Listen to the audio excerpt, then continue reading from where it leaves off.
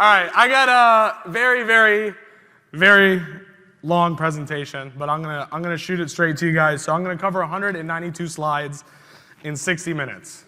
Okay, I need you guys focused.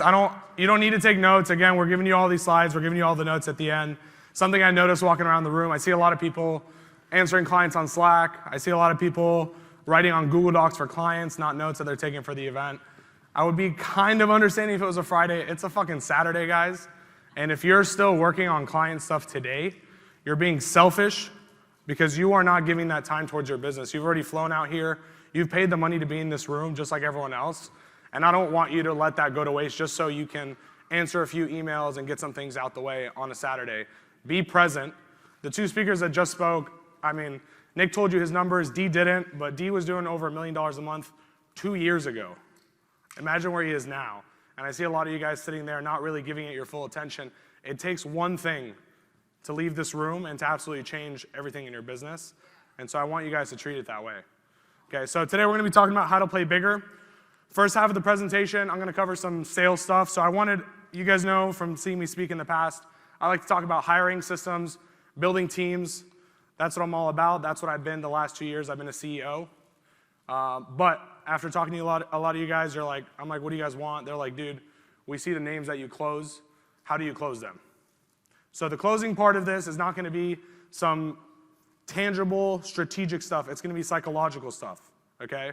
It's going to be power, how to be powerful inside of the sales process, how humans think, and how big players like to think and be sold, okay? You can use this to manipulate people negatively, or you can use it to manipulate them positively, okay? The choice is yours. Second half, I'm gonna be covering team structure.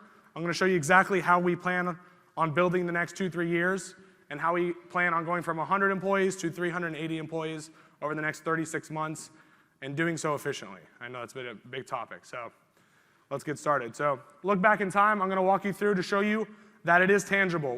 What you see up here, the team that you see, the business that you see, was nothing 2.5 years ago. It was literally nothing in existence. I'll show you exactly why and what it looked like, because a lot of times you see these people up here, you see D, you see Nick, and you're like, man, these people are special. These people are different. I can't do that. I'd like to get close. I'm here to show you today that you can do everything that these people are doing and more, and show you a look in the past.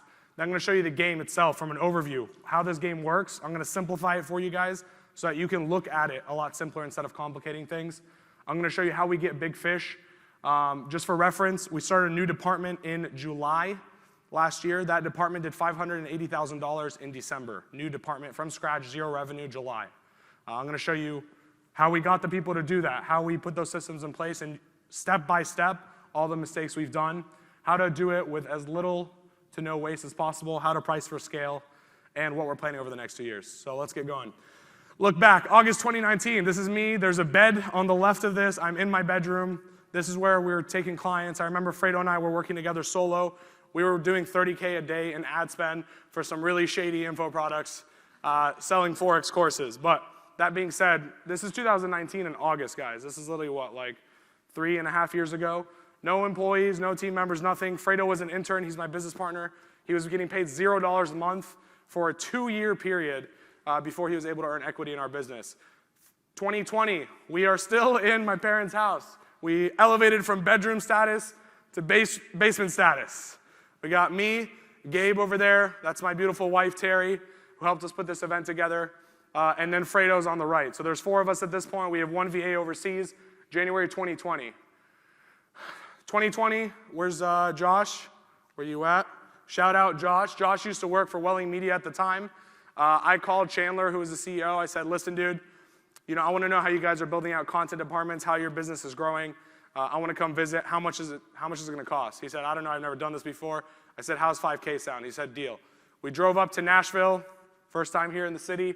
We went to their office. We took a look at their operation, and we said, we need to get an office. We need to take this seriously, and we need to start growing. At the time, it was just 4 of us sitting at that table. That was the entire business. This is July 24th. On the right, you can see the timestamp, July 28th. This is why I tell you action is important. July 24th, we drove from Nashville back to Georgia. We looked at 2 office spaces. July 28th, we looked at our 6th or 7th space at this point. July 29th, we signed a lease for an office. We don't fuck around, we take action. 2020, October, November, this is what our office looked like. We had 3 desks, a television sitting on the stand, 6 chairs. This is where you see people like Andrew Deitch, Julian, our CFO, Natalia, our head of Hire Properly. This is when they entered the business. Okay, we finally had something tangible to allow these people to see the vision of where we were going. Okay, this is a very key thing to bring on A players, and I'll show you guys that in a bit. On the right, you see our professional content team, Eddie Maalouf, in our living room. At the time, we hired a few content people. They dropped the ball on a project. I learned how to use a camera overnight, literally overnight on YouTube. Terry set this up for me the next day. We did some shoots for these people. They came back for 4 shoots later, ended up spending about 60 grand with us as a company because of this reshoot right here. Just to show you, like, not everything is this professional whole thing that you see. A lot of it can be done in situations like this behind the scenes. All that matters is the output that's on the other end of it. 2021, we grew. We took it seriously. We started inspiring people. We started speaking on stages. We launched a podcast. We started creating more content. We started building company culture. We started having holiday office parties, costume competitions. Everything that you see in these larger companies that you aspire to be one day, we implemented that in 2021. Later on in 2021, we didn't have enough space for our local side. Obviously, we still had a lot of people remote, and we don't need more space for that. Locally, we negotiated the lease next door. We built out a second half of our office, and we tore down the wall, doubled the size of the office. 2022 progress report. There's a lot of bad stuff that happened last year. Don't get me wrong. It's 4 steps forward, 3 steps back. That's how it is. But here's the good. We doubled as a company last year. We hired 68 people total since January. We optimized our hiring process so much that we developed another company called Hire Properly because we couldn't hire fast enough. We successfully merged with 2 new agencies. Shout out Tommy. I think he's outside right now. Tommy last year came up here. He spoke about mergers and acquisitions, triggered something in our head. March, we did our first acquisition. May, we did our second acquisition. Both those people that we acquired came up to me last week in the office, shook my hand, looked me in the eye, and said, "This was the best decision I've ever made in my life."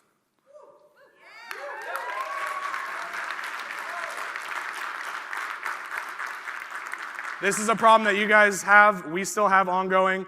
We loaded up our sales team. We tried to offset as much sales from Eddie Maalouf to 4Media sales team as possible. I'll get into that in a bit. Now our team is speaking on the biggest stages. We grew when most companies shrunk. You see all the layoffs all the way up to Tesla, Coinbase, Amazon. Everyone's laying off tens of thousands of people. Obviously, we're not at that size. But what this does tell you is we projected from the beginning of the year. We budgeted. We had a game plan from January. And we executed that game plan as close as possible. Obviously, we missed some marks, but we had the roadmap in front of us, and that's the important part of growing here. And last bit, you know, we got health benefits and became an S Corp. For you guys that have not done this yet, this is a very, very expensive thing to do for your business. In health benefits and in employee taxes, every single month we pay about $67,000 extra that we didn't pay before because we had everyone as contractors, we didn't have health benefits. That is a massive expense to take on in your business, and if you are not in a profitable position to do so, it is physically impossible. But this is what it takes to elevate, to become a real business, to start attracting real talent, and take people from other businesses that are offering these things and be able to compete. So, let's simplify this game. I look at the agency game as a game of offense and defense. It's very simple. It's like football, right? You zoom out of football, it's just scoring more points than the other team scores on you. That's all it is. Once you get into it, obviously, it's play by play. Every play matters. The way that we execute certain things, everything that Dee was talking about, all those things matter. But on a macro scale, what is it? It's offense versus defense. We score more than we lose, we win the game and we move on. And that is the game simplified. So, how much do you actually need to acquire to grow your agency? I'm gonna give you a few examples right here. So at $50,000 a month in revenue, 10% churn, 15% churn, 20% churn. Here's how much business you're losing, meaning this is the bare minimum that your team needs to sell in recurring revenue to flatline. Not to grow, not to shrink, just to float, okay? Give you another perspective, 150K a month, 15K, 23K, 30K, 300K a month. You need 30K, 45K, 60K, depending on your churn. I'm showing these to you because you need to understand how important sales is. You have to outdo these numbers as you grow. It is easier to offset churn with sales when you're at 50K. But when you're at 300K, when you're at 900K, it is a completely different ballgame. And I see a lot of people saying, oh, it's not about sales, it's about optimizing the internal. Of course it is, and I'll explain why that is not my primary focus at all times. but this is the number that really matters. 15% is the average churn rate across agencies. It is a good KPI to be below, but 15% is kind of what you should expect. So just understand, as you grow, it's not just about retaining these clients. It's about protecting your team and your business and your cash flow by always having the next person ready to go, okay? I'm gonna show you how we close these big deals. So this is how much you have to sell in new business, not to grow, not to shrink, just literally to stay where you are. You carry insane risk when you grow at the speed that we're growing, because what happens is 1 month, you're gonna miss on churn, you're gonna hit 20% churn, your sales team's gonna flatline, they're not gonna have a good month, and all of a sudden, all these people that you've hired to keep up with the growth that you have are hired, your expenses are up, all your sales are down, your revenue's down, all of a sudden you go from a profitable business to a business that's losing money in a 30-day period. This is kind of what the chart would look like. So you can see here, total revenue, this is kind of how things go sometimes, and this is actually our charts, just kind of all the businesses we have combined into this chart. And you can see orange is basically how we're hiring. So February to April, you can see here the change in direction that we had. We're like, dude, this is it. We've cracked ads, we've cracked sales. We're turning away more people than we're taking on. It's time to hire. So you can see it takes a little bit of time to start catching up the hiring process to that, right? You gotta interview a ton of people, you gotta vet these people, you gotta make sure you're hiring the right people on board. It takes time. You can see from March to June the trajectory of our hiring process. But here's what happened. We churned, sales team missed, I stepped out of office, I had our beautiful daughter Milana, stepped out of office, I was a big part of the sales team. Sales team didn't stick to where they were supposed to stick on their OKRs and their KPIs. Boom, massive drop in revenue, massive drop in expenses. We went from an extremely profitable business to practically break even in a matter of 30 days because of that risk. So I'm here to kind of help you understand how to navigate that risk and avoid these situations and always put yourself in a position to generate more revenue no matter what happens in that case. So a couple examples here so you can understand it numerically. Let's say you have $300K a month in revenue, total expenses $220. You're looking at about another $60K a month, 20% churn. You're down to, plus another 30% in net sales. Let's say sales team does a decent job. You have 50% net margin. You also hired 6 new hires because you're planning on growing based on the pace you're going at. Those cost you $30K a month. You're down to $20K net margin. Look all the way back at the top. 300 minus 220. You actually started the month at $80K profit margin, about $1 million a year run rate in profit. In a matter of 30 days, literally from the 1st to the 30th, this is exactly what happens. And now you're looking at a completely different business. You're scared. Do I let people go? How do I navigate this? And the actual answer is always sales. And I'll tell you why. Churn is never gone. It is always above 0. Does anyone know what a horizontal asymptote is? The mathematicians in the room. No one. What is it? Nice, perfect. So it's a line that always gets closer to a certain number, but never attains it. And that's what churn actually looks like. If you think about it conceptually, you will never be able to get your churn to 0. This is just the industry, it's how it is. It's a never-ending game of us approaching this imaginary line of 0. You can always optimize, you can always do things, but what we're doing is we're chipping away downward. But if you think about it, if you already know that 0 is the maximum function, that is our ceiling. I will never, no matter what I'll do, I can chip a percentage point, a half here, a quarter here, eventually get it down. I will never be able to get past 0. Why is it, as a CEO, that you're focusing so much time on this thing when you got into business in the first place to not have a ceiling? Okay? You got into business because you didn't want a ceiling on your head. Yet churn, I'm not saying don't focus on it. I'm just telling you there is a ceiling on it at all times. You will never get below 0. You will never get to 0. And that is why you should always be focusing on offense. Your operations team should be focusing on the defense. And it is your responsibility as a CEO and as a founder to be focusing on the offense. So where there is no ceiling except your operations. So I'll show you at the end. I'm going to show you exactly how I psychologically get these bigger deals, what kind of offers we're running, what kind of creatives we're running. But at the end, I'm going to show you how to break that operational bottleneck and why we've spent the last 3 to 4 months building out what our 3-year game plan is down to every single job role, every single payment that we have to make to every individual, how much it's going to cost, how many team members they're going to run. And I will help you guys restructure your pricing to avoid the mistakes that we made the last 2 years. So sales is your invincibility to the market fluctuating, but not just more deals. Here's a problem. I remember last year, the year before, I would close crazy deals. I'd close, 30K a month, 25K a month, whatever. And I was like, yo, dude, I killed it. We're closing the biggest deals ever. This is 5XR retainer, 6XR retainer. But what I actually did was I increased scope so much to be able to get this deal that was 25, 30K. And when it was all said and done, we would have rather taken, 3, 4, 5, 4K deals. It would have been more profitable for our business because we had so many expectations from the client to deliver on that 25K because how we sold it. So it's not just about the money that you guys are bringing in. It's about the quality of people that you're bringing in. You need to sell better clients.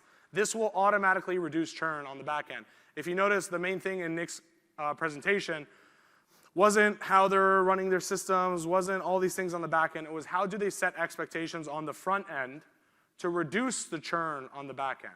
It starts with the dude who's selling. Okay, it doesn't start with the onboarding call. It doesn't start with, the first month of strategy. It starts with why did they process the payment and what are their expectations going into it. Meaning it's not just about more clients, it's about better clients, okay? So we looked at our data across the board. Last year, CFO sat me down, we went through everything. Average client lifetime with us in e-commerce was less than 150 days. This was an alarmingly low number. And what we started doing was we started taking a look at all the clients we've worked with the last year. And we said to ourselves, okay, which one of these clients were deemed unqualified within the first month of working together by our team, right? Like onboarding call, Christian, head of client success, comes to sales team. He's like, why do we close this guy? There's this problem, this problem, this problem, this problem. I don't think we're going to be able to overcome it because he has so many problems in his own business that aren't relative to our marketing strategy or the growth of the business itself. So once we actually removed all those outliers that were deemed unqualified, not like months into working together, I'm talking like after they were onboarded, we knew that it was going to be a harder journey than what was supposed to be.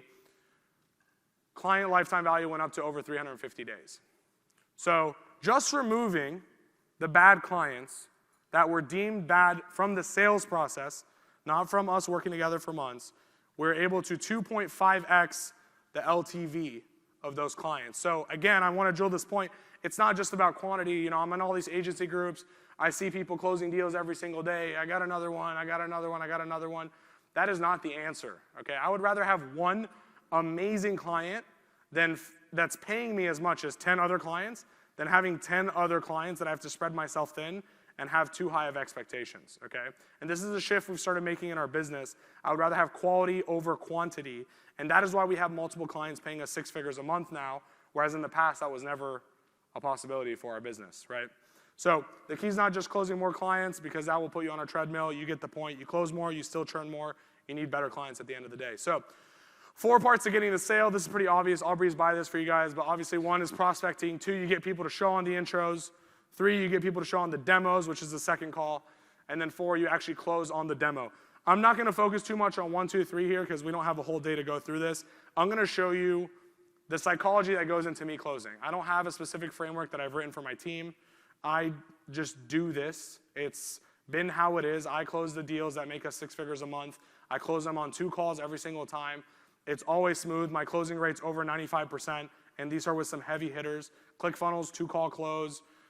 I'm not going to go down the list, but you get the point here. My team was like, please just tell us how you do it. So I tried to structure this into a few frameworks for you guys so that you can understand how I think on these sales calls. Because all this other sales strategy and stuff you guys have heard elsewhere, you can find it on YouTube. There's sales programs everywhere. I think what makes me unique is how I approach a situation. It's a lot of psychological power between how humans interact. So all these come down to one thing prior to the demo call, and that's your content and offer, okay? Yesterday I was sitting, talking to a few people, and one guy came up to me, and he said, dude, I get it, you're running ads. Like, is that where all your clients are coming from? We said, yeah, that's pretty much where we scale. That's where all our sales team get our leads. We don't do any outbound. Everyone comes inbound through ads. And he said, that's cool and all, but I can't compete with the offers that you're running. I said, why not? He said, well, you're doing, if you do email with us right now, then we'll do your ads for free. I can't afford to do that. And I was like, that's kind of weird that you're thinking that way. What if I gave you what if I said, give me $4,000 a month, and I will give you 4 clients every single month? Would you take that? And he said, oh yeah, for sure. I said, great, so go hire someone who knows how to do emails for $4,000 a month, and run the same fucking offer I'm running. It's not that hard. But a lot of times you guys put these objections in front of your face, and you say, oh, I can't run this offer because it's too hard. Figure that out later. I would rather run an offer and know, damn, everyone's biting on this, we can sign up tons of clients, and then figure out how I'm gonna hire all these people, rather than sitting here prepping, hiring all these people, running an offer, it falls flat, now I have all this payroll sitting here, okay? And how I like to think about our offers, and this is why we do so well, again, like we've been talking about it, ClickFunnels came through an ad, it was an offer that was on an ad, that's why they applied. Even these high-level brands still want good offers. You guys are business owners in this room, you're all a sucker for a good deal. If the deal makes sense, you want to learn more. And Lindsay, you're laughing. It's true. It's how we are. That's why we own the business, right?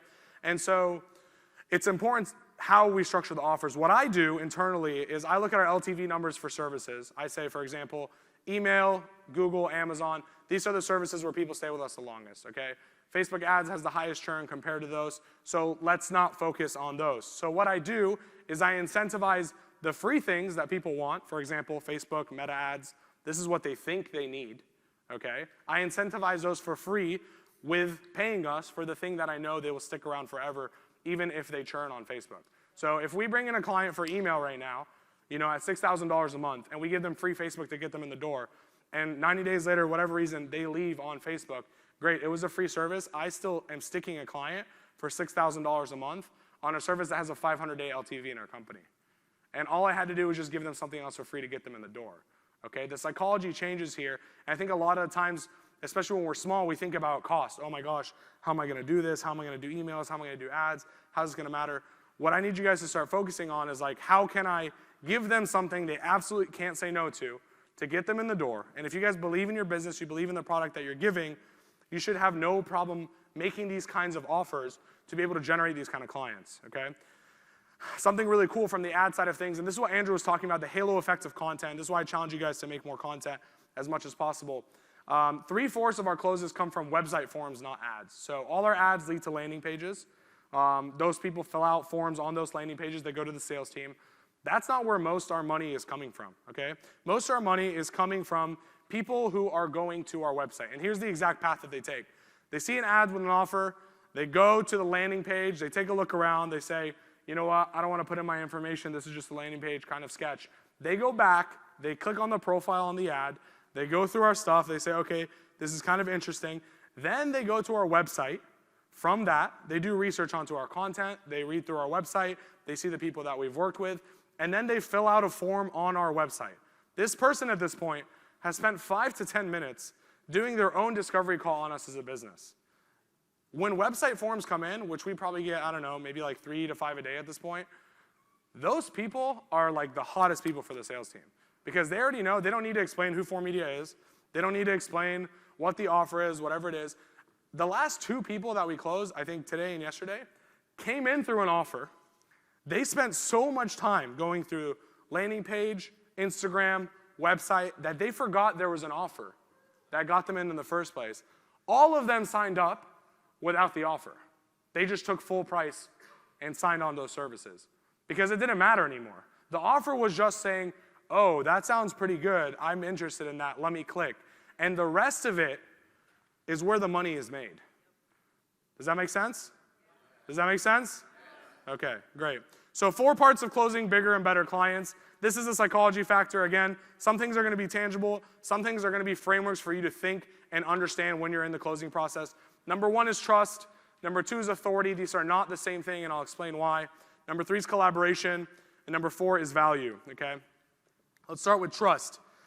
So let's define trust. What is trust? Trust is their belief that you have their best interest and you are mutually aligned. This is very important. Every single person you talk to has been burned by a dozen agencies. You all hear the same story. I'm hesitant. I've been burned. I've tried 4 other people. I've tried this. I've tried that. You have to understand their trust is broken. This is, you know, a spouse, someone you're dating, and they've been cheated on by the last 15 people they dated. Like, obviously, they're going to assume that you're going to cheat on them. Okay? It's just how it works. So you need to earn this trust before anything. So first way that we earn trust, pretty obvious, but a lot of you guys don't do it because everyone is so hungry for that next deal. You're not willing to take it this far. We disqualify people at all costs. We, as a sales team, operate to find every possible reason we don't want to work together. And you know what that tells the client? That says, not only are they saving my time here and respecting that, but it shows that you aren't just trying to take my money. You are trying to make sure that we are a good fit. And the purpose of this isn't just to generate revenue, collect my money, and run off with it, okay? Signing the right fit is the correct thing. And that builds so much trust with the client. Not only that, but it makes them feel like they're entering something that's exclusive, okay? I want to be a part of this. This guy doesn't need me. He's not just jumping into the sale. He wants to make sure we're good.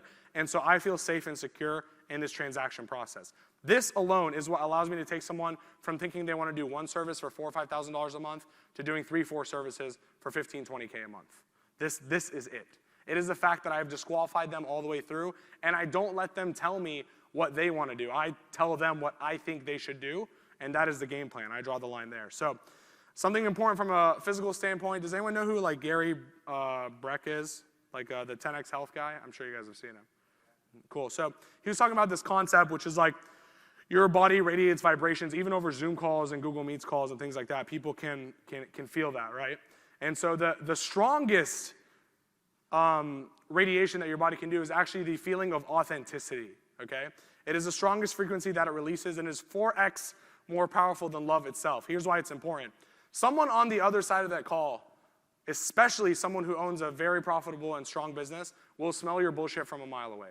It's not about you being technical. It's not about all these other things. They will smell that you do not have the confidence in what you're saying, that you only want to take their money, and that you are not aligned in trying to find the best fit for both of you. They will smell that.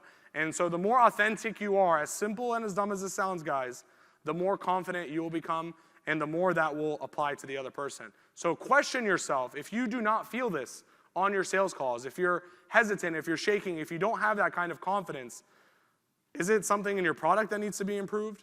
Is there something that you don't believe in your business that this is actually the best thing for this person? That's a whole different problem that you need to solve. One cool way that we do it for our sales team, because the sales team doesn't get to be in operations, right? They don't get to see all the things that we're doing, is we have a Dubs channel. I'm sure you guys have seen me post it somewhere. We do Dubs every single month. And so our team screenshots wins, and they put in the reason why things happen. We increased this person's email revenue by 100% the last 30 days. Here's why. Here's everything we did. Boom, boom, boom, boom. What this does is it builds belief in the sales team that we're not just trying to sell people on a service and taking money in return.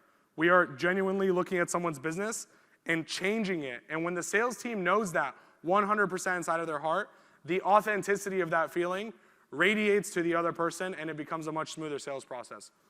Another thing I do always, and I see a lot of people do this differently, we get on the sales call, it's someone totally cold, I've never met them before. A lot of people are like, okay, cool, tell me about your business, I'll tell you about mine. I always volunteer to go first. This creates a sense of reciprocity in the relationship. And while this seems super surface level, you guys aren't doing this, and you're not doing it correctly. And this is what lays up the rest of the call for me every single time. This is a dude I don't know. I'm another male. We're both alphas. We're on this call. He's going into this, I want to get the lowest price, and I don't want this guy to sell me. And I'm going into it on the other spectrum saying, I want to get the highest price, and I want to sell this guy. There's friction already. So how do you break that friction and that tension and earn that trust? It's by always going first. If you half-ass your intro, if you're not vulnerable, if you make your company sound perfect when you're explaining it, they automatically step back a bit and say, okay, I'm going to make my stuff sound perfect too. This is going to be a toe-to-toe kind of call. But when you're vulnerable, when you tell them, oh, yeah, here's our company, here's things that we've struggled with, honestly, here's where we're really good, here's where we're not so good, here's what we're working on, here's our past, I go in and I say, tell me about you. Like, tell me about your brand. Tell me about where you guys came from. All of a sudden, they open up. They're not tense about it. They're not trying to hide their numbers. I've opened the book. I've lifted up my skirt, and I've said, it's up to you to do the same, okay? So, no, seriously, this is very important, and it sets the tone for the rest of the call. It says, I trust you, and I'm willing to go, down these rabbit holes of conversations of vulnerability in our call. When other salespeople are competing with you guys, and they're not doing this shit, you're the dude on the personal level with these people that they want to work with.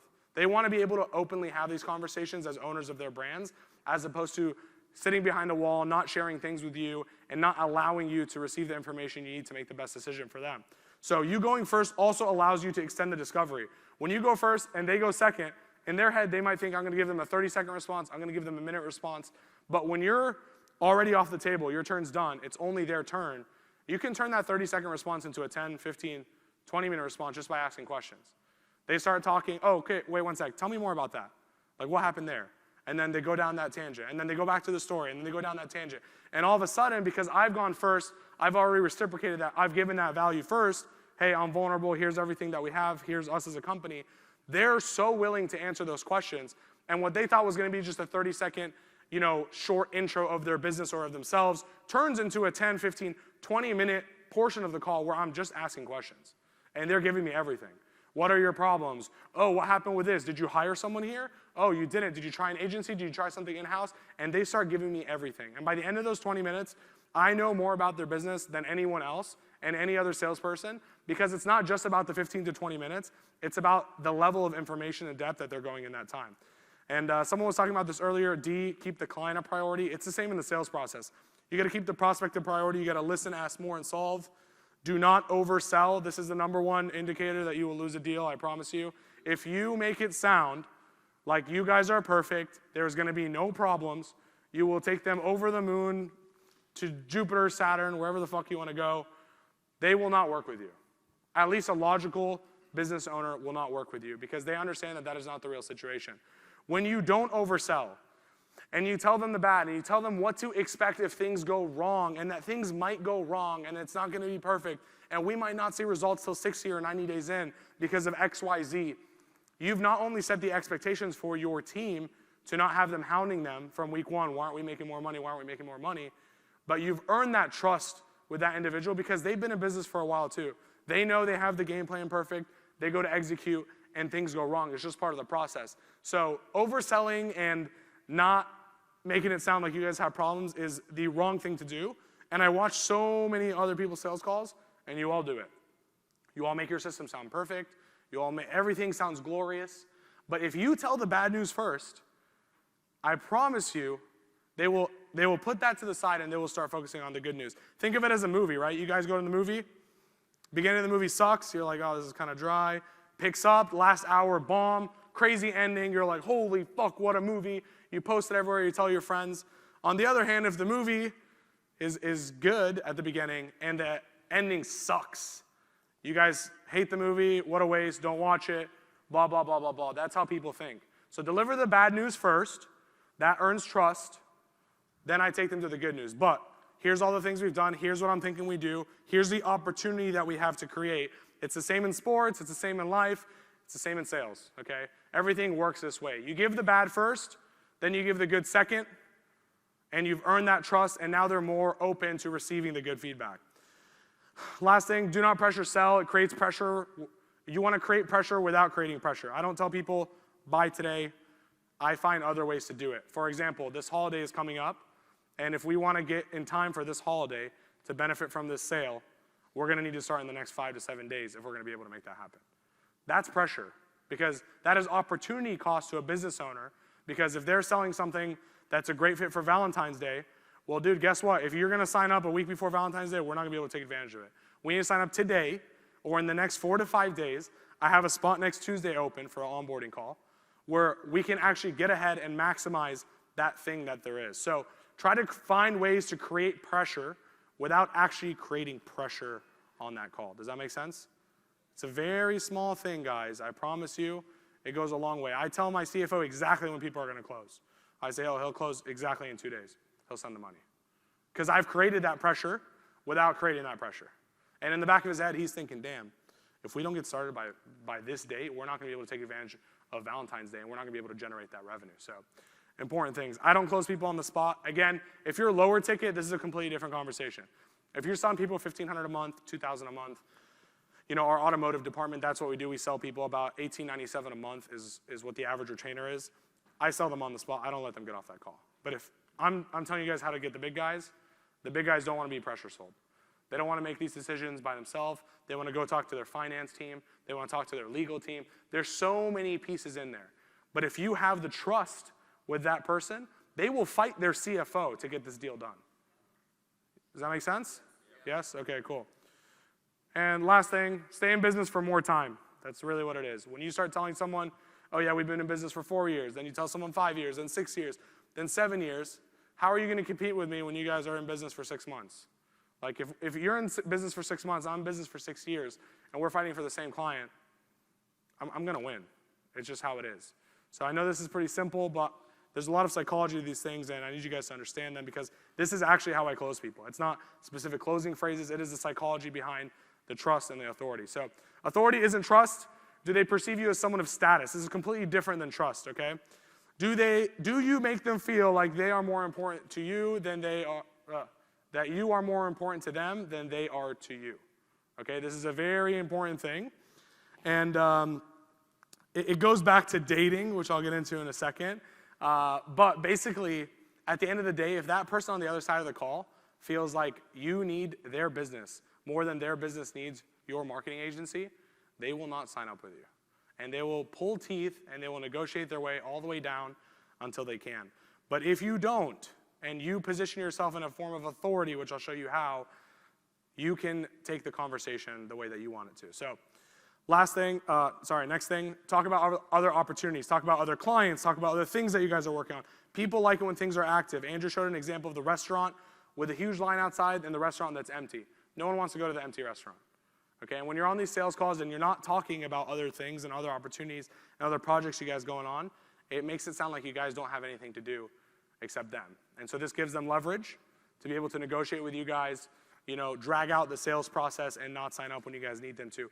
You must embody being bigger and better to get there. You have to have this new identity that you are more important than them to their business than they are to your business, even if it's not, guys. I remember when I was driving my Altima, 6 years ago, and I was closing a client deal, and it was my biggest deal at the time. And I was driving, and the dude was like, yeah, send over the contract. I just made the payment. Let me know what else I need to do. I was like, yeah, dude, I got you. I'll have the team get on it. Don't worry about it. I was the fucking team, dude. That was me in a Nissan Altima, broken down on the side of the road. And I was like, I'll make sure the team gets that. Drove my ass to my parents' house, sent them the contract, and dished it that way. But again, it's the psychology of the authority behind it, guys. Like, this isn't manipulating people in a bad way. I believed 100% that I'm the best decision that they can make for their business. And I am doing whatever it takes to be able to break that barrier of trust, to get them in the door, to show them that that is correct. That client still works with me to this day, has not missed a single payment. I've made them millions and millions and millions of dollars, and it's all because of this positioning of authority, okay? It goes a very long way.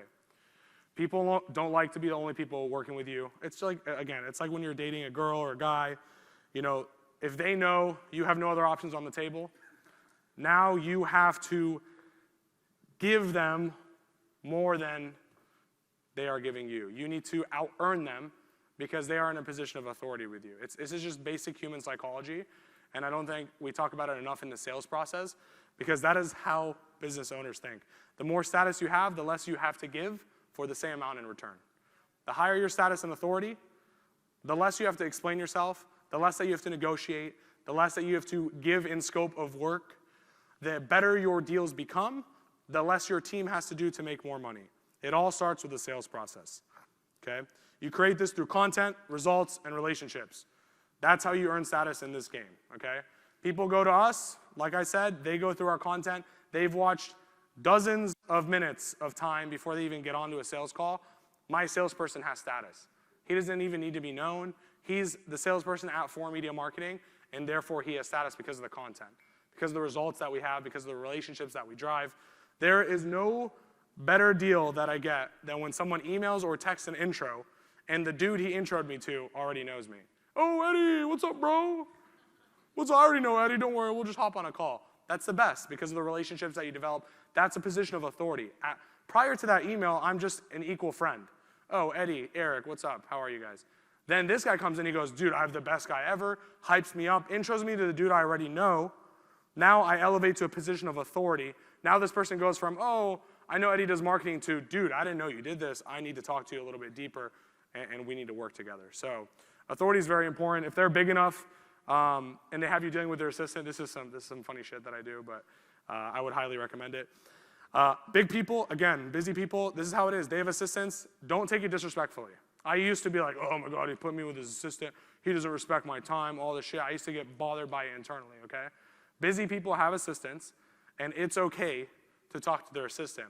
But when you get passed off as a CEO, owner, to assistant to deal with them, you lose authority in a way, psychologically, okay? Now it's like, okay, great, I'm busy, but you can deal with my assistant. She'll still take care of it. Don't take that offensively. What I do is I speak through my assistant, and if I don't have one, this is some shady shit here, but it works. It works. Make a fake email, EA, executive assistant at company name, and make it a gender neutral name like Jordan. Jordan's a good one. There's a few gender neutral ways. And respond from that email as your assistant to this person. I swear, guys, this is I know you're like, what the fuck is this, some shady shit? I'm telling you it works. It's authority. It's like, oh, he is an assistant too. Oh, that's cool. He's an assistant too. Who fucking cares, dude? As long as you get the deal done and it's a morally good deal and you're actually providing a service to these people and you're living up to what you promised them, who fucking cares if you faked an assistant email and no one ever found out, okay? It's authority. Big fish respect expectations and boundaries, okay? What they don't want to work with is a yes man. Oh yeah, we'll definitely get that done for you. Oh, are you guys also going to do this? Oh yeah, we'll definitely get that done for you. What about this? Oh yeah, we're definitely going to get that done for you. Dude, people listen to my sales calls sometimes, and like I almost like lose a sale because I set expectations and boundaries so tight.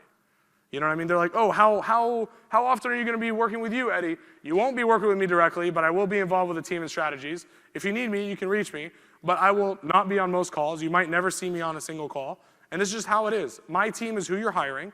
This is the expectations we have. We've agreed to the things that we're going to do, and we're not going to go outside these lanes. If you agree to this, please sign the contract and pay. If you don't, please do not work with us, because this is exactly how it's going to work. Okay? Once you set that expectations with people who run companies and want their own team to set similar expectations with the people they're working with, they will respect that even more. A lot of us are too shy and we want to give too much to get these bigger people. We view them in a higher lens. Oh my gosh, this massive brand, this massive company, it's going to make us so much money, it's going to change the way we do business.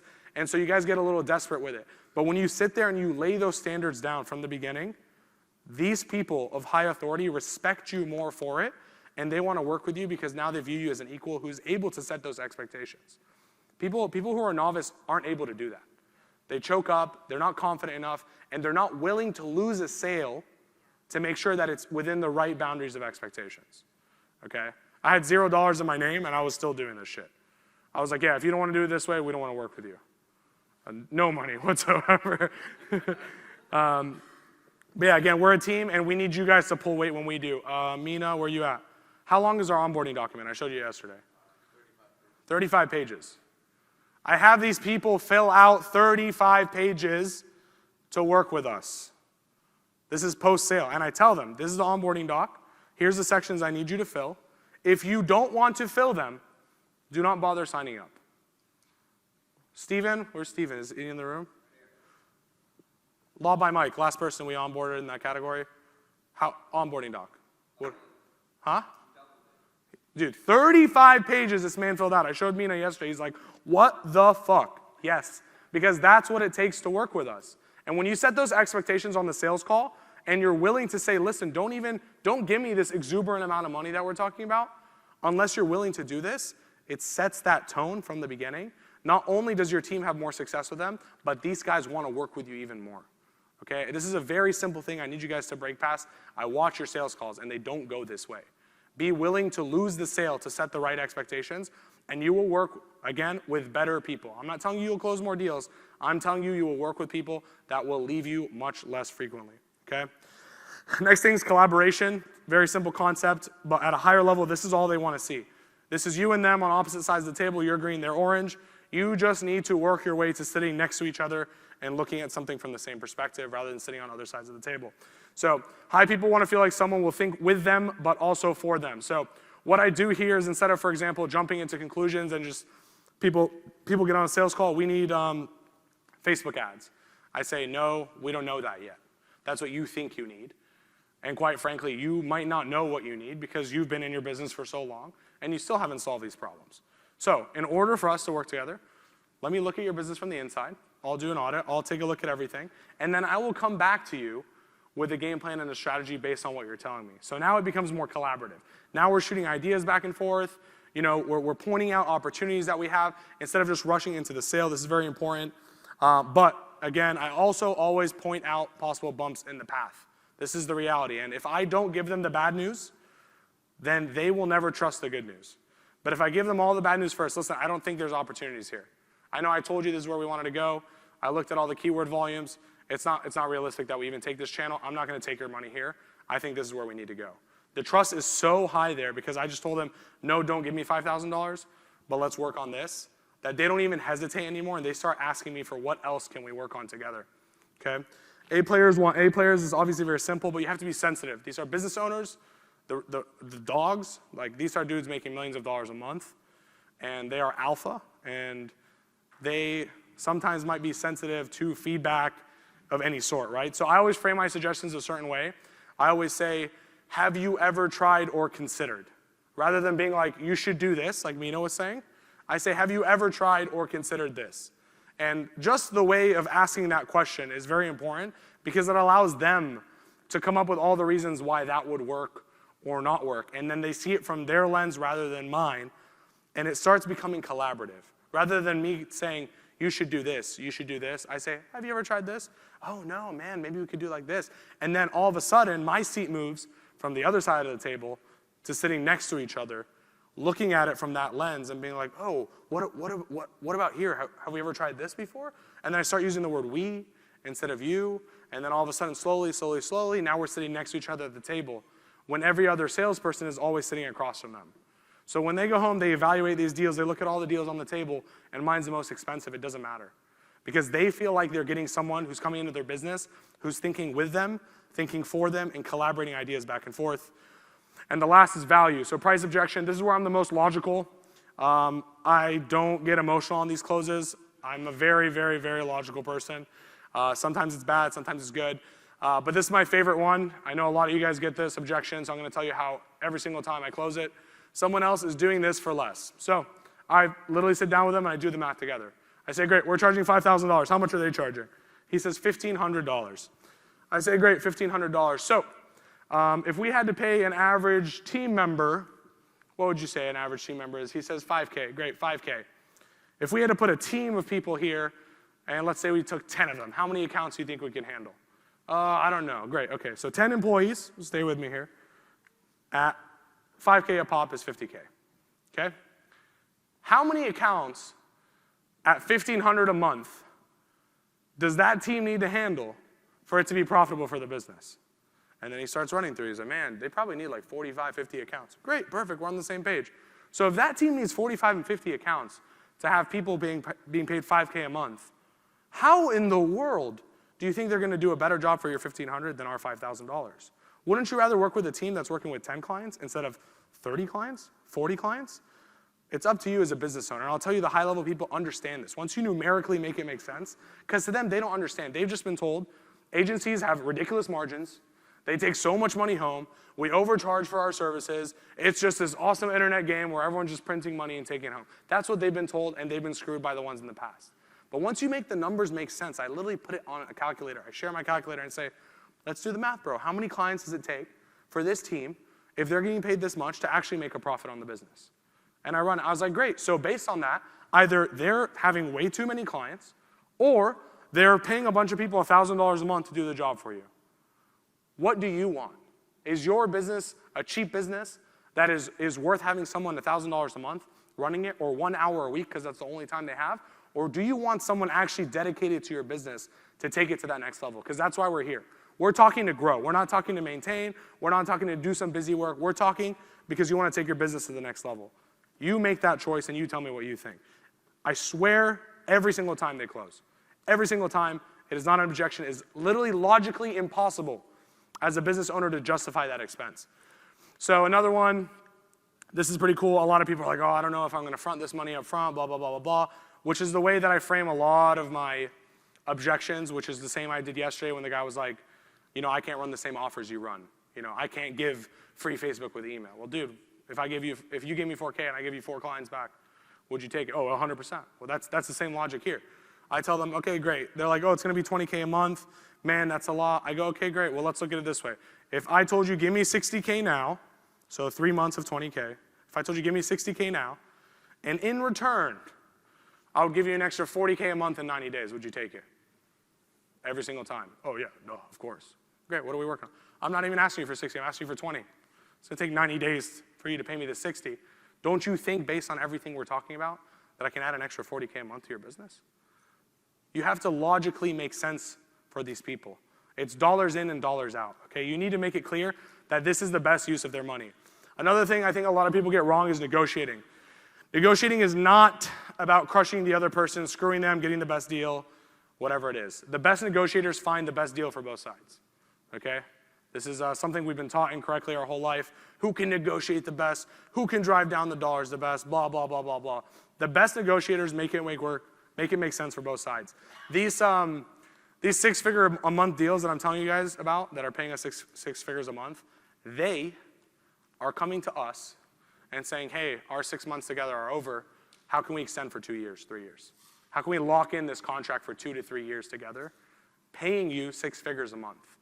You know why? Because it's a win-win setup. It's not I'm charging them $150K to do some services other people can do. I've structured these contracts in ways where the only way that I'm gonna make that kind of money is if I make them 4 or 5x that kind of money. So finding ways to negotiate and make it a win-win for both sides is very important. But at the same time, you lose authority if someone asks you to reduce a price and you say yes without them giving up something as well. You need to make it very clear that it's a two-way street. Okay, I see it all the time. My team still does it. Yeah, this dude said he'll do it for $1,500 a month instead of $1,897. What do you think, Eddie? Can we do it? I say, yeah, we can do it, but without doing this. Or we can do it if he does this. And so it's a give and take. The moment you give without them giving back, now they don't know where the line gets drawn. They say, okay, how much more can I take? How much more can I ask? And they devalue you, and it shows that you don't have that value for yourself. So if you're not turning away enough people, you're not charging enough, okay? So the question lies, Eddie, what should I price it at? The most difficult question of this space, I'd say. And we've kind of looked at the number, we've broken it down, and we've kind of run up with a few scenarios. This is the best one for us so far. So you want to be at about 2.5x payroll of that group. And I'm going to explain, there's going to be some math here. Just bear with me, but by the end of this, you will all increase your prices and you will thank me a year from now. You need to assume 65% efficiency, meaning that team, you know, it's like real estate, right? You go into it, you're like, I'm gonna buy this apartment complex, and if all the rooms are filled up, we're gonna make so much money. You need to operate that at a 90% assumption or an 85% occupancy assumption. It's the same with your team. Your teams are not gonna be full at all times. You need to hire people in order to take on the client for that, right? So we assume everything at a 65% efficiency, meaning 2/3 of the capacity of the team is full, and they have another third to go. So example number one, if it takes you 10 team members at an average of 5K a month to run one team, stay with me here, that's 50K a month in payroll, okay? At 2.5x payroll, that means we need to generate 125K a month in revenue. Are you with me? Yes? Can I get a yes? Yes. Okay, cool. So 125K a month in payroll, in revenue, that's where we need to be. That means the team can handle 30 clients, okay? At 65% efficiency, we're gonna be at 20 clients. So in order for me to be at the 2.5x payroll of 125 with 20 clients, we need to charge $6,250 per client.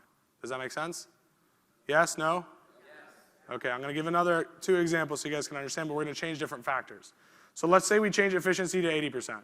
If it's 5K team member, 10 team members, 50K payroll, we need 125K, again, 2.5, the payroll, to be able to be efficient as a company. That team can handle 30 clients at 80% efficiency. That's 24 clients. We dropped our retainer down $1,000, okay? Last scenario, if you have 10 team members and you want to pay them more, which is very important if you want to hire A players. I want to pay my team members 100K a year instead of 5K a month. That's 80K a month in payroll. That means they need to manage 200K a month in revenue on this team. At a 65% efficiency, it's 20 clients. I need to charge $10,000 a client to have this kind of business. A lot of the times we price our business and our services kind of like whatever we want to fucking price it at. We're like, oh, a lot of people are buying it at this price. Bump it up a little bit. But the reality of the situation is we never reverse engineer it from a team perspective. I want A players. I want people who want to make 100K a year. I don't want people who want to make 40K a year. I want people who want to make 100K a year. In order to have those people in my business, how much do I need to charge a client to be able to provide a service at that high level, to be able to pay people that amount of money? If you look at our average retainer, we're looking at it every single year, it goes up by a few $1,000s. Listen to what Nick was saying. What did you say, 12? What was your average retainer last year, 12? And you're going to 27? 12 to 27, okay? And I promise you a part of it is I need to pay my people more. And if I want to pay my people more and have better people on my team, I have to charge more. What does that number look like? And the reason that we pick 2.5x is because you have a lot of operating expenses, you have sales and marketing costs on the back end, and like Dee was saying, our businesses, our inventory, our product is people. So this is our biggest expense. So if we can just get 2.5x that as a whole, we'll be a very profitable business. So does this make sense? Are we all on the same page? Yes, cool. Before I show you how our teams are structured, I want to show you how our business is so you understand. I told you guys we did 2 acquisitions last year. Both of those businesses will probably do multiple 6 figures a month by the end of this year. And here's kind of how we structured it. So we have a left side, which is info side, middle side, which is e-commerce. So we have Atlanta, London, and Denver. And I'm going to give you kind of the strategy of why I acquired these 2. London, shout out Luke, Nicola, the whole team there. So this was a very strategic acquisition. And the reason we did it was because, like I just showed you, if I want to have people that are getting paid $8K a month, I need to charge a minimum of $10K retainer. If I'm running all of these ads, how many people am I going to get that cannot afford a $10K retainer? An exuberant amount of people, okay? What if instead of just wasting these people or selling them on a course, which is not as simple as it sounds, okay? What if I went and acquired an agency overseas who was delivering an awesome service, who was getting success for their clients, and had payroll overseas so that I could price according to the payroll, just like my 8K a month. What if theirs was 1,500 or 2K a month? How much less could I charge and take on more clients? And so the strategy was everyone that doesn't qualify for this 10K a month, we can pass them down to London. And now, I mean, dude, these guys are getting clients probably every like 3 to 4 days at this point into their business. This is revenue that we would have missed out on. And by the end of the year, it'll probably be a couple $1 million that we would have missed out on had we not made the strategic acquisition. Denver, Amazon department, shout out my piece back there. This was also strategic, right? This wasn't like we want to add a whole new service and all this stuff. We said, dude, we're already spending money on all this marketing to get these e-commerce people into the door. How else, like Ashton was saying, flywheel effect, can we provide them a service that's good? We went and shopped agencies. We looked at the ones with the best results. I don't care if they can sell. That's not the point. I can sell for them. I can hire for them. I can run their numbers. I wanted results. And we went and found someone who could do the job, and we could help build the system and the team around them, and we acquired them. So that's our e-com department. And on the right side, local, still standing strong all the way back from I remember COVID. COVID hit. We lost like 28 clients on the local side. We looked at the business and we were like, okay, which ones are still open? And it was auto shops. And we're like, we're pretty good at them. Let's see what we can do. And we scaled that up that year from like 3 shops to like, I think the highest point in 2020 was like 88 auto shops. And to this day, that department still runs. So I just want to give you a perspective of the overview of our company. As I dive into the org charts, it's going to be pretty intense. And I just want you guys to understand kind of on a higher level what it looks like. So after trying dozen different team structures, this is kind of what we landed at, thanks to Mr. Nick Shackelford again. Gave that information last year, just like Tommy gave the acquisition information last year. We took that, we ran with it, and we kind of developed our own unique sense of a pod structure. So it's one thing as a business to understand what you look like now. It's another thing to project what you look like in 2 to 3 years. Okay, it's very difficult, and we don't even think about it as business owners because we're so focused on now. We're like, dude, we're making money, it's all good. We'll just hire more people, you'll eventually be a manager, all these things. But you have to understand from the perspective of a team member who's working in your company, they don't know what their future looks like. They don't know where they're gonna be in this organization in the future. You know, and all you're thinking about is, don't worry, I got you. We're gonna grow, you're gonna grow too. Like, this is how we did it for years. And so we finally sat down the last few months and we broke down what does it look like in the future. So right now, every single department that I showed you has pods. Some of them have 2, some of them have 3, some of them have 1, because that's the capacity that we're at for that team right now. But as we grow, 4 pods will go into a district. So this would be like, for example, the Amazon district, right? Would have 4 different teams inside of them. And then the next level would be a region. So a region has 4 districts, and a district has 4 pods. And we started mapping it upwards, and I'm showing you all this because I'm about to go deep into it and kind of show you what it looks like on an overview. But here's what our pod structure looks like. So each one of these handles about 12 to 15 clients, depending on the capacity of the clients. The variables that change here are the media buyers. So sometimes we need to add a junior buyer as well. So you see like Facebook media buyers. Sometimes you'll see Facebook senior, Facebook junior. Same for the Google. You'll see Google senior, Google junior. But we've tried everything, guys. We've tried every team structure. We've tried, everything in the book. We squeezed like 10 years of business in the last 2 years. And this is what we finally concluded works. Now the key here is not just what's on this chart. And here's how we organize our team, and here's how everyone lays out. The key here is you guys taking the time to go back and give a very clear job description, roles and responsibilities for every one of these people. Because what happens as you grow the business is there's a lot of gray. There's a lot of blur. And eventually you start realizing that 2, 3, 4 people are doing the same job, and they're just not even realizing it. And so what you need to do is draw the strict black and white lines, left and right, and draw every single position. Here's exactly what you do, and here's what you do not do. That is this person's job. Because over time, they start getting curious too, they start wanting to do more things, and what happens is it creates so much bloat in your business, and then eventually creates unhappy team members because they're doing 2 people's job instead of 1. And so I know this sounds super simple, but I know for a fact, most of you in the room, if not all, have not sat down and give a clear job description, roles and responsibilities of do's and do nots for every single person in your organization, not by name, but by title. As an account manager, this is exactly what you need to do and not do. Not John, here's what John does. It's all title, account manager, project manager, strategist. You need to break them down and be very clear about the expectations. Otherwise, you will have trouble and bloat when you grow. And the key to making this work is people. So, big topic, hire for experience, do not hire for potential. Biggest lesson learned over this last year. We were just talking about it yesterday on the podcast. Our average age of our team member in 2021 was 24 years of age. Our average age of team member is just above 30 right now. That is a 7-year of experience difference that we've added to our team in the last year. We have happier employees. I've never received more gratitude messages on a weekly basis, at least 3 to 5 times a week. Someone on my team types me out a paragraph of how grateful they are to be in this company and how amazing it is and all the things that they love about it. And don't get me wrong, we all have problems in our businesses. No business is perfect. But the level of experience and maturity change has allowed us to be less stressed as a team, to get more things done in less time, to have less revisions on everything across the board. It's because we hired for experience. I always thought, if we just have the best training programs, if we have the best assets, I can train anyone who's motivated. This guy's a killer, I can tell, but he doesn't know shit about marketing. I'm gonna teach him everything. I got this. But like Tommy was saying, like, that's practically a job. Like, I'm going back and having to teach this person, hold their hand, make all these mistakes, lose clients. I'm like, hey, it's okay, don't worry, I'll get you another one. Going back and forth.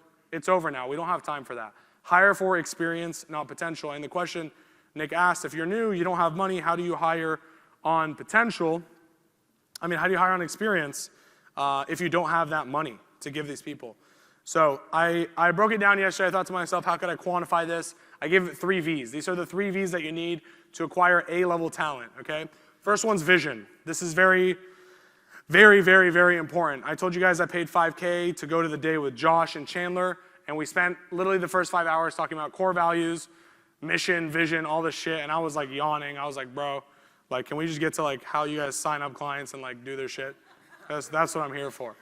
But the reality is vision is what gets us there. All the people that are still on our team from 2+ years back when I showed you guys the office with nothing but a few chairs was all vision.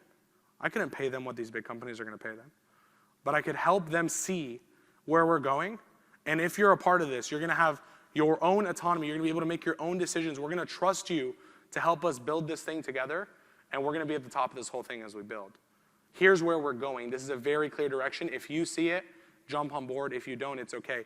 A players want to win and they want to build, okay? And if you can't cast that vision, you can't get these experienced people at the end of the day because you don't have the money to. Number 2 is values. Raise your hand if you actually have core values in your business. Keep them up. Okay. Put your hand down if you don't read them to your team every Monday. 1, 2, 3, 4, 5, 6. 6 people in this room read their core values to their team every week. Huh? It's on Friday? 7 people in this room. 7 people in this room read this. Guys, you need to understand, we drill this. We drill this down. Like I started meeting core values. Let's go. 1, 2, 3, 4, 5. Because this is how we want to operate as a business. So these are our 5 core values. Don't copy them. Everyone has different styles of it. Some people use one word. Some people use sentences. It doesn't matter. These are the rules and the frameworks that we operate in. If you get fired, you got fired because you didn't abide by one of these things. If you get written up, we give you the reason why you didn't get written up and the core value that thing doesn't align with at the end of the day in the business. And I'll tell you this, repetition is the only way to get this down. It is the only way. You need to, it's like talking, not that I'm saying our team is children or anything like that, but it's like back in school. You got to keep telling them every single week, every single day, the same thing over and over and over and over again. I told my team last July, massive inefficiency in the company, meeting times.